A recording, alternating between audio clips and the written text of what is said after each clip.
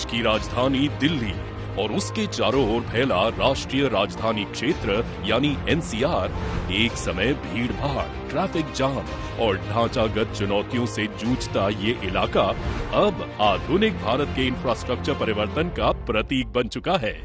वर्ष 2014 में प्रधानमंत्री श्री नरेंद्र मोदी जी के नेतृत्व में जब केंद्र में नई सरकार बनी, तभी से दिल्ली के चेहरे मोहरे को बदलने की दिशा में योजनाबद्ध प्रयास शुरू हुए। आज दिल्ली को नई संसद, कर्तव्य पथ और भारत मंडपम जैसे प्रतिष्ठित स्थलों के साथ एक नया गौरव प्राप्त हुआ है। दूसरी ओर दिल्ली मेरठ एक्सप्रेसवे ने यात्रा का समय 3 घंटे से घटाकर सिर्फ 45 मिनट कर दिया है। ईस्टर्न पेरिफेरल एक्सप्रेसवे ने राजधानी से भारी ट्रैफिक का दबाव हटाया है।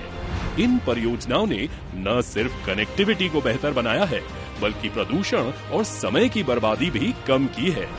ये सिर्फ निर्माण नहीं है, ये राष्ट्रीय राजधानी के भविष्य को फिर से गढ़ने की दिशा में लिया गया एक निर्णायक कदम है।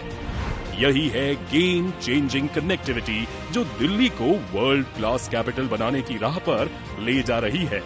सरकार दिल्ली को विकास की ऊर्जा के साथ एक आधुनिक शहर बनाएगी।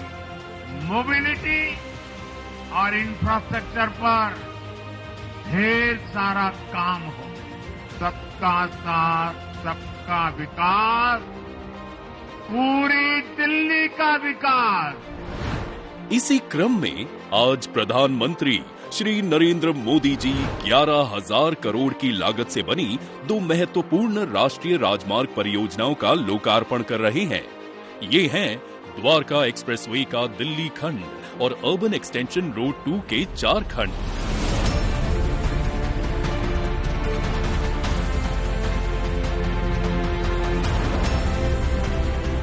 ये दोनों सिर्फ परियोजनाएं नहीं, बल्कि राजधानी क्षेत्र की गतिशीलता, पर्यावरणीय संतुलन और आर्थिक भविष्य को दिशा देने वाली संरचनाएं हैं। दिल्ली गुरुग्राम के बीच रोजाना 3 लाख से अधिक वाहन NH-48 से गुजरते हैं। इस दबाव को कम करने और वैकल्पिक सिग्नल रहित मार्ग देने के लिए द्वारका एक्सप्रेसवे बनाया गया है। शिव मूर्ति के पास बना मल्टी लेवल इंटरचेंज इसका सबसे जटिल हिस्सा है, जिसमें NH-48 के ऊपर पुल और नीचे 2 स्तरों पर अंडरपास बनाए गए हैं। इसी से जुड़ती है अत्याधुनिक स्टेट ऑफ द आर्ट 8 लेन की सड़क सुरंग, जो सांस्कृतिक विरासतों को समेटे हुए है और जिसके ऊपर 10 लेन का सामान्य मार्ग बना है। एयरपोर्ट के नीचे 4 लेन की टनल भी बनाई गई है। इसके बाद आता है 16 लेन चौड़ा रेलवे अंडरब्रिज, जिसके ऊपर दिल्ली जयपुर रेल लाइन गुजरती है। फिर 2 एलिवेटेड गलियारे एक्सप्रेसवे से जुड़ते हैं, एक गुरुग्राम से और दूसरा अर्बन एक्सटेंशन रोड 2 से। भरथल चौक पर भी मल्टी लेवल इंटरचेंज और यशोभूमि तक विशेष रैंप व अंडरपास भी बनाए गए हैं। इसी श्रृंखला में अर्बन एक्सटेंशन रोड 2 को विकसित किया गया है।